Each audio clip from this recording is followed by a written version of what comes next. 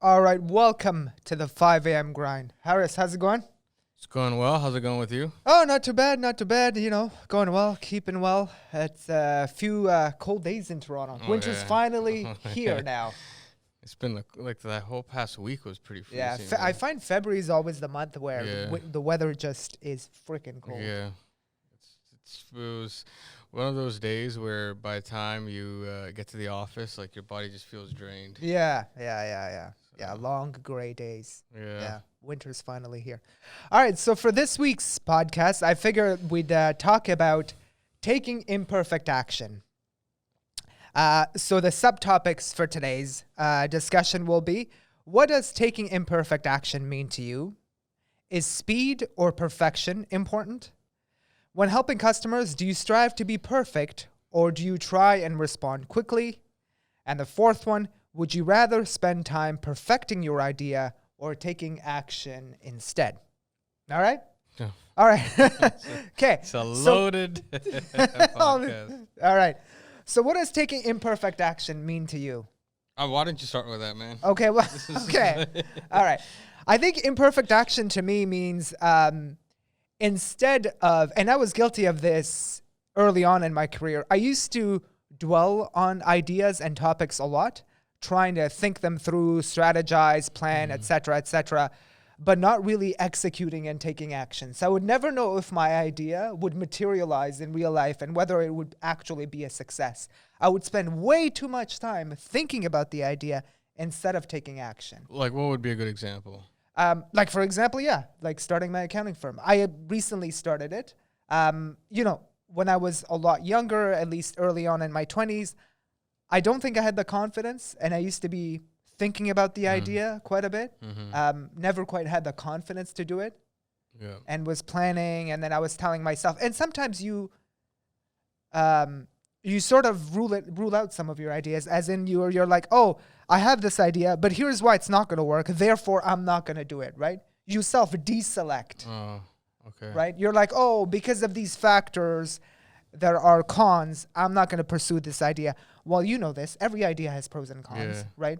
You can't just focus on the bad side of the equation. You got to look at the good side of the equation too, and then weigh the two in balance. So let's stay here for a bit, though, Yeah. because this is pretty interesting. When you say, like you look at an idea and you look at the cons. Now, would these cons, like what would your train of thought be at that point?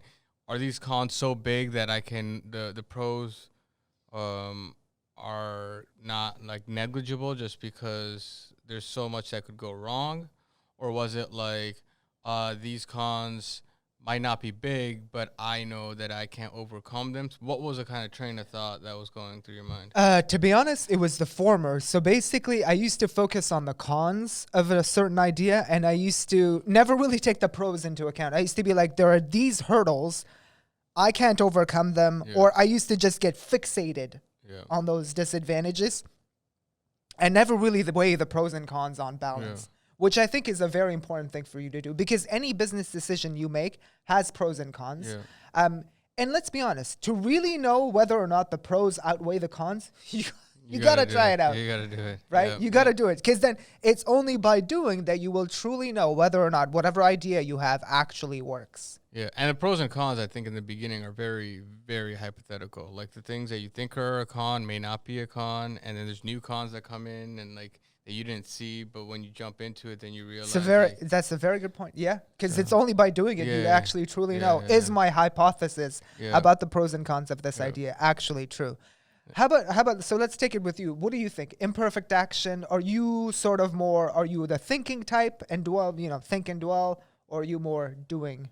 So I think I kind of just jump into it, and I try to figure things out as I go through, but like as I'm going through the experience. And if something doesn't work, I'm like, all right, whatever, let's see if something else will. And I'm kind of like going back and forth.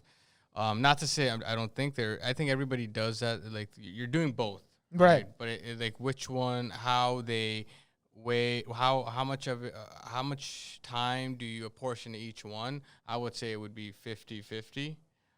Maybe 60-70 to the imperfect action. But I do know that earlier on when I was younger, whenever I'd have an idea for a business at least, and I'd be like, all right, you sit down, and this is what could happen. This is where an industry is going wrong. This is where like you go through and you do the entire analysis. The cons that kind of prevented me, and I was in this, like, I'd be in the same boat where it's like the cons are like, oh man, this is not worth doing. But the cons that kind of prevented me was everybody else is doing this. There's nothing unique here. Yeah. Right. One good example, a burger shop. Right. I mean, no matter what kind of burger shop you open up, everything's been done. You could say, oh my God, nobody's putting cheese this way or whatever. Right. But it's all been done before. That should not prevent somebody from doing it because there's just so many customers out there. Right? Yeah. There's just so many. But for me, it was always like, oh man, this has been done. Oh, that guy over there is doing it. Therefore, I can't do it, because like there's going to be no business stuff. What prevented me from doing it was, again, the con was not what I was thinking. Maybe the con really should have been margins are really slim. Yeah, right? yeah. But I was thinking somebody else has done it, and maybe that's not a con because my thinking was small. Like I was like, oh, the market, like how many people like do you have to serve? How many burgers do you have to sell to make rent? Just in that perspective, right? And you're like, oh wow, like you have to like sell 100 burgers a day, 200 burgers a day. That's a big. Do 100, 200 people even know me? Right? Forget about 100, 200 burgers a day, right? So there's like those things that like would stop me. Interesting. So you'd say you'd come up with these barriers in your head, but they're not actual. There are no real barriers. Right. Well, like I think now it's just I just jump in. I'm like, you know what?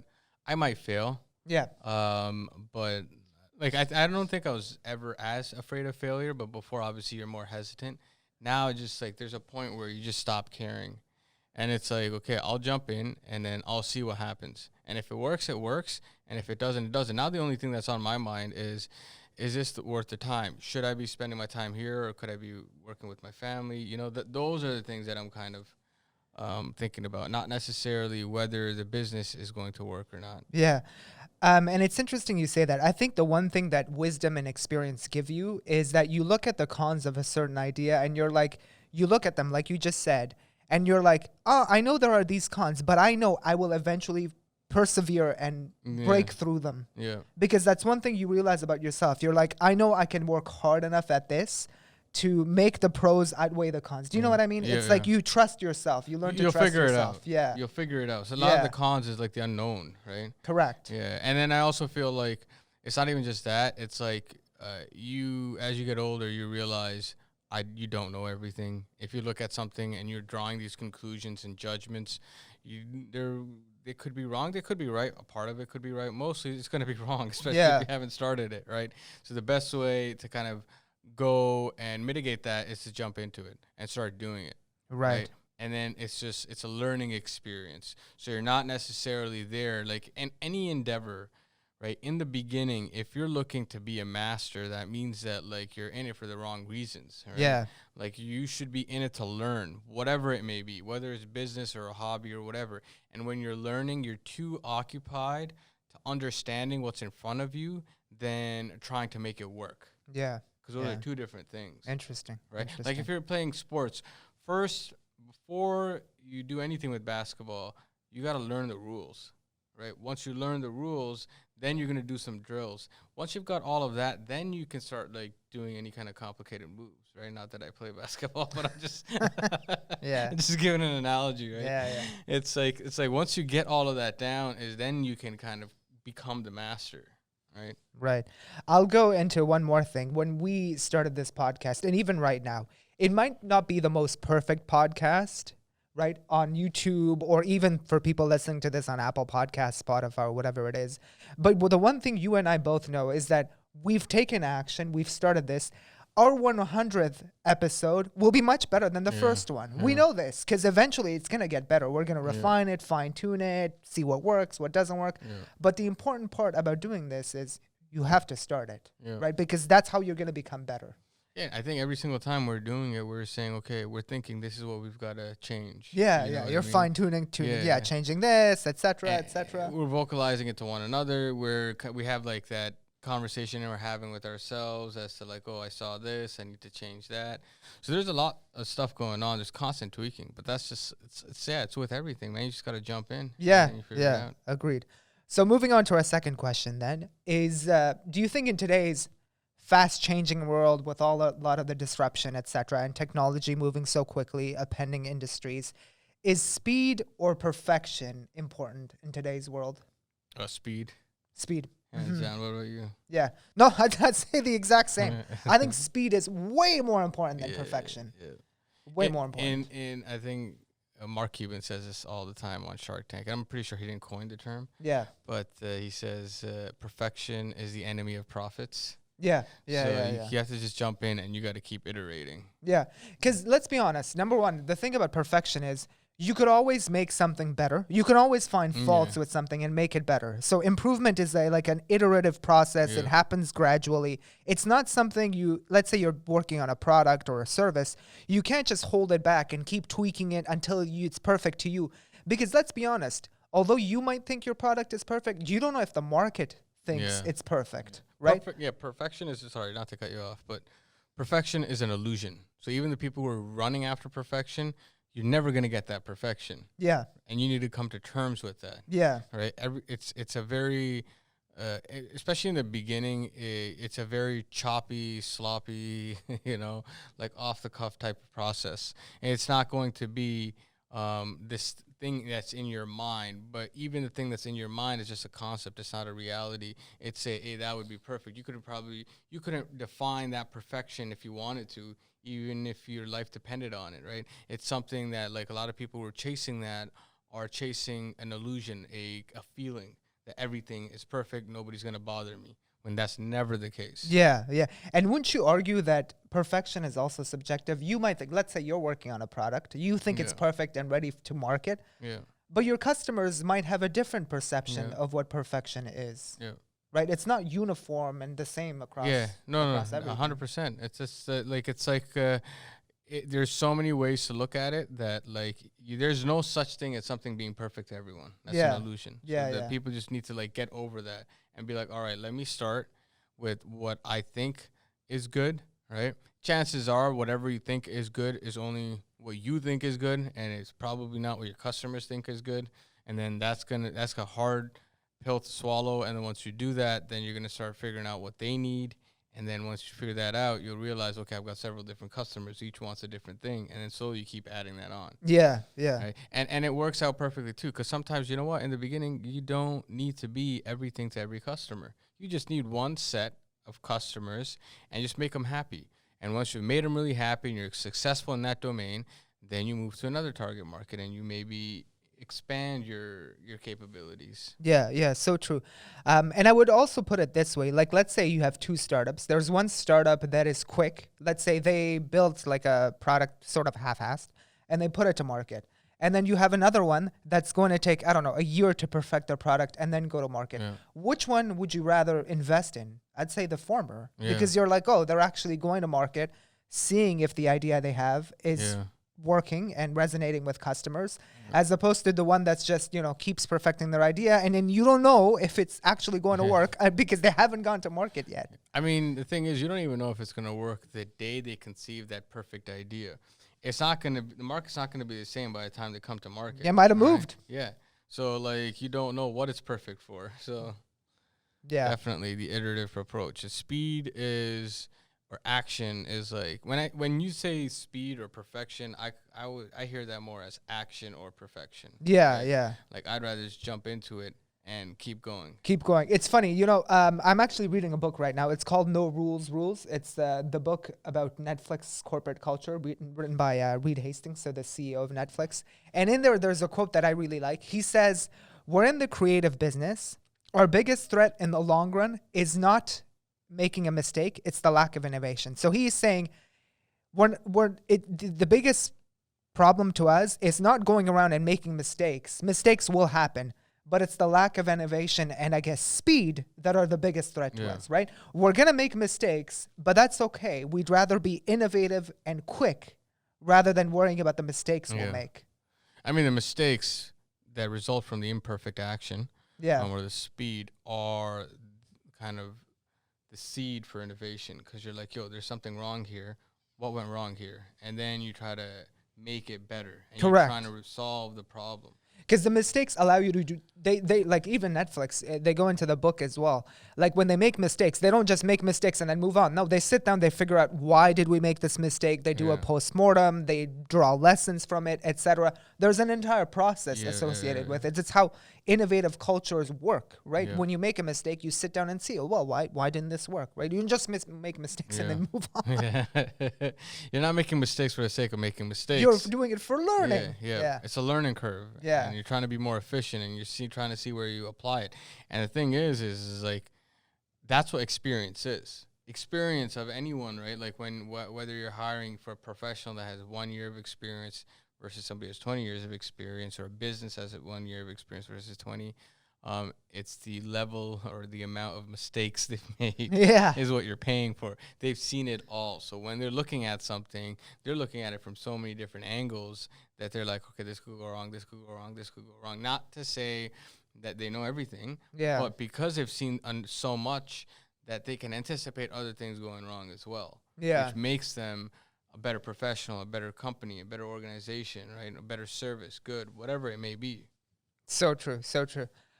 All right, so let's move it on here. So the third question would be, when helping customers, so let's talk about the customers you serve. Do you strive to be perfect, or do you try and respond quickly? So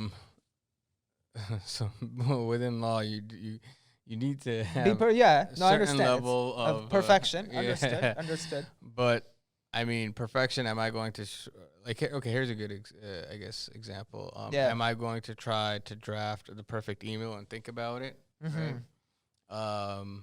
And like sit on it and see whether it's good or bad or whatever, or would I rather just draft something really quickly and send it off? The reason, I mean, for the listeners who think I'm crazy, why would I sit on an email? Especially in law, you really have to think about your language. You're really supposed to like really understand how you're writing everything out. And then as a good professional, you always are like, all right, I just like good language is very attractive. So it becomes a passion as well. But when you're conveying an argument or an idea or a stance or whatever it may be, but I would always go for responding quickly. So as long as what I have in front of me will explain the situation correctly, I will respond quickly. If I do not know something, I will not try to research everything and then go. I would respond quickly, and I would say, okay, this is what I do know. Yeah. Okay. And I will get back to you with the rest because I'm still looking at that. And I'll let them know, like, okay, well, I do think that A, B, and C could be an issue or whatever, but I need to spend more time. But I definitely prioritize responding quickly. Yeah, to your clients. I think I'd say the same thing. In our business, like, accounting or law, it's important that you get your work right. It's important, like you strive for a certain level of perfection and quality in the work that you deliver to your customers. So I get that.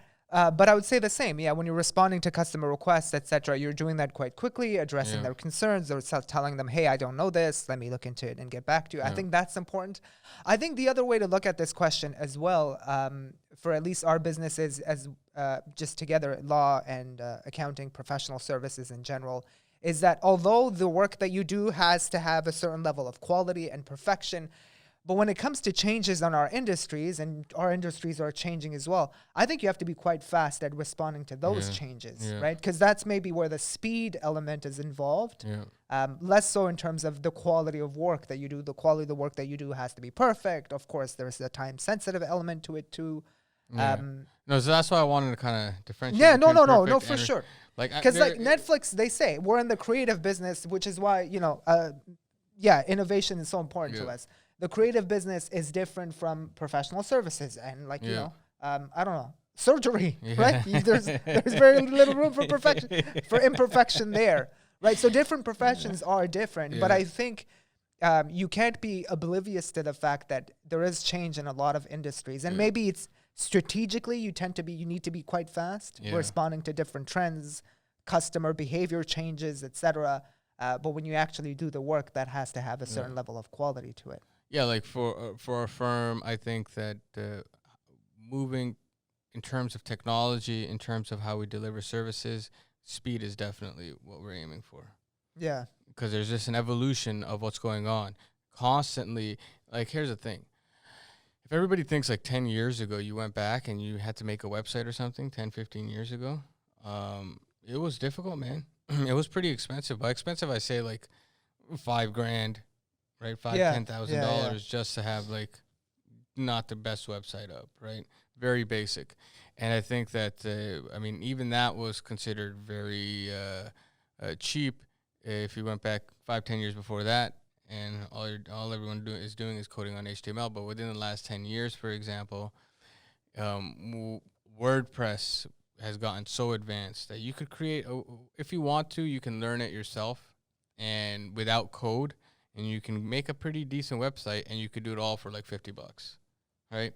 Now that doesn't mean that you can't hire somebody. You could hire somebody. You could pay them $5,000, right? But also the quality of that website would be completely different. But this is just 5 years ago. Yeah. Right? Yeah. 5 years ago from now, right? Like you developing an app was just like you had to have a decent amount of investment. Now the same revolution that's in with WordPress and like websites is coming into like the application side. So when that happens, like your company needs to learn how to just get rid of it. So let's say you've earmarked $20,000 to develop a state-of-the-art website. When a new technology comes out halfway through and it's going to replace everything you're doing, are you going to start again, right? How quickly are you going to move and make those decisions? My thing is always be fast so that if you have to make these decisions, don't throw good money after bad money because the market's constantly evolving. And you need to not see, like, when you're making now decisions, you have to anticipate, if I start doing this now, my company's going to gain approval in the next 6 months to a year. They're going to start producing it in 2 years or whatever, and it might be finished in 3 years. So at the end of that third year, what is the market going to look like? Is it intelligent to start this now? Yeah, yeah. And do you think it's a really good point, actually? And the way you acquire customers these days as well has changed, right? It's more online. It's more different types of targeting. Yeah. It used to be in the yellow pages. Yeah. That's no longer the case. People are sort of switching platforms, and just acquisition strategies are changing pretty quickly. I remember when we were in undergrad. Yeah. Right, and Facebook was probably just started. Yeah. Right? Just started. Yeah. And like to advertise, how would you advertise, man? You'd have a magazine. You'd put it in a magazine, newspaper, right? I sound like an old man. Yeah. No, but it's true. It's right? true. And then so in order for you to have that kind of exposure, you need to invest a serious amount of money, right? Serious for like even like depending on how much focus you wanted, right? You did not have a lot of choices. You either went for a magazine with a lot of like a huge circulation, or it was whatever, right? Now, after like I would say 2010, 2000 to 2013, when social media just went crazy, right? You have Facebook, Twitter, Instagram, all these platforms, LinkedIn. Now, you and I, with $10 in our pocket, could start advertising. Yeah. You couldn't have done that before. You could not have done that before, right? Now, if you want to send out like just mass email campaigns to have stuff like MailChimp and whatever, anybody could do it. Yeah. Right? Yeah, it's so true. And so It's you can get changed your a lot. brand awareness, your brand and your name out. That marketing platform has completely changed. Yeah. And it's not even like you're advertising and like when you put something on a billboard, you don't know who's watching. You just know that, okay, well, there's like X amount of cars that drive by. They're going to this neighborhood. They may be driving from this neighborhood. Their income should be around this much. They should have this many kids or something like that. So this seems like a reasonable idea to advertise this here, right? Or if you want to aim for young professionals, or maybe I should put it in a subway somewhere, right? Like it's like there's so many, like those are the things. But now it's like, okay, I want to target somebody who is anybody between 18 and 30, male or female, within this profession, within this income, within this geographic location. And then not only are you targeting that, it's so specific, you know what kind of interaction that they're having. Oh, are these guys interested now? So once you've advertised that to like 100,000 people, you're like, all right, 10,000 people interacted, which means that they're interested, which means that I want to advertise to them again, only those 10,000. So it becomes it's just changed so insanely. Yeah. Interesting. All right, so I'll move it along here. Last question. Would you rather spend time perfecting an idea, or would you take action instead? I would just take action instead. Take action instead. What about you? Right. Yep, same, exactly the same. I have another quote for this one. 20 minutes spent doing something is better than 20 hours spent thinking about something. So 20 minutes spent doing something is better than 20 hours spent just thinking about it. I love that. I absolutely love that. Because, yeah, those 20 minutes versus those 20 hours, in those 20 minutes, if you were to try something and see how it works and just go through the motions, the lessons that you would get from that will be way more valuable than you just sitting down on a couch and just thinking about an idea and going through the pros and cons. Is this la la la? Is this could this happen? Blah blah blah. Right? Why not actually try out the idea and see what the pros and cons are for what 100%. They are? Yeah, but there is a caveat to that. I would say to our whole conversation. Yeah. This entire subject, right? I do feel like just blind action is also detrimental. Okay. Right? Okay. So there has to disclaimer. Be. Yeah, that's a disclaimer. It's not like I want anybody listening to this podcast to like, oh, I got an idea and I'm just gonna go start doing it. There has to be some level of thought behind it, right? Like, is this feasible? If you want to make a car that flies to the moon, is that feasible? You know, like, there is some time or energy kind of spent to figure out whether this can be done, right? And whether, like, you have the resources, financial or otherwise, or technology to get that done. But I think what we kind of hone in on is more like, at some point you got to stop thinking about it and start doing it. So if you do really feel passionate about a flying car to the moon, right, at some point jump into it to see if it works. And when it doesn't, you realize it doesn't, right? It's that planning phase. Or the thinking phase, or trying to perfect it, which just means that you are kind of insulating yourself from the reality of things. That's what you have to get out of. Right. Yeah. Right? Yeah. No, that's absolutely. That's kind of the point. The point of the movement is to get out of that bubble and actually do it instead of finding reasons to stay in that bubble. Yeah, yeah. I think what you're saying is actually a really good point, right? If you have an idea, evaluate it for feasibility or just reasonability. Maybe you talk to a few friends, talk to a couple of people who work in that industry to get their feedback. But if you think it seems quite reasonable, then instead of dwelling on it and just thinking about, oh, maybe I should perfect this or tweak this or talk to this, instead of doing all that stuff, just take the action, do it, and then get that feedback yourself. Yeah. Right? And there's planning and over planning. Right? Yeah. And you figure out over planning by just doing things. So plan something, and then if it doesn't work out, why didn't it work out? Should I have planned more? Should I have done more? And go back and then kind of start the process over again and maybe plan less or plan more, whatever it is, and see if it works out. Yeah. I go back to that other quote I used on this podcast before, and that's the Mike Tyson quote, which is everybody has a plan until they get punched in the face.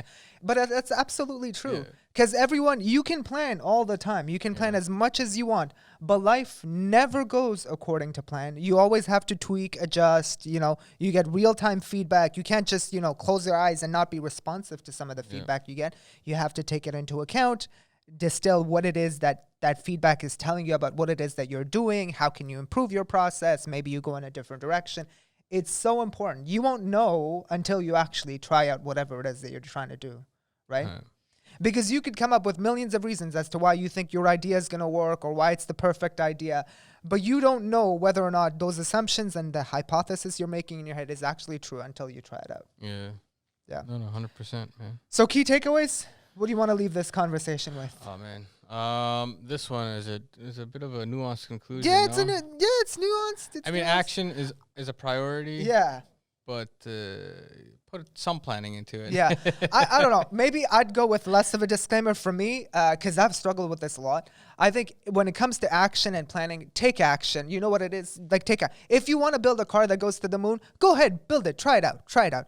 Because the only way you'll know that it's not going to succeed is if you actually build it and you see, oh, damn, this is a stupid idea. Right? Fair enough. Right?